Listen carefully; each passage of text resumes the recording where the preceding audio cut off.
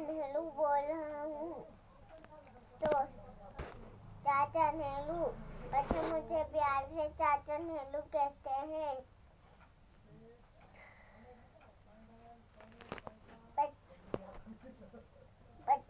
बच्चों से मुझे बहुत मोहब्बत है, क्योंकि बच्चे ही हिंदुस्तान का रोशन मुस्तकबिल है। मेरा यौम पैदाइश 14 नवंबर है। इस दिन को यौम अतफाल के तौर पर मनाते हैं। मैं आज़ाद भारत का पहला वज़ीर आज़म हूँ। मैंने आज़ादी की लड़ाई में किरदार अदा किया। मैं मुकम्मल जमहूरियत को मानता हूँ। मैं फिलहाल इसी के लिए काम कर रहा हूँ। प्यारे बच्चों, आप सबको पढ़ लिख कर अपना और अपने मुल्क का नाम रोशन करें।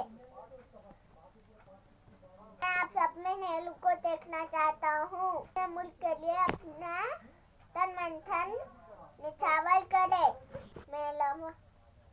मेरा वतन, मेरा मुल्क, मेरा देश, मेरा ये वतन, शांति का, उन्नति का, प्यार का चमन हंसते निकाल है तन।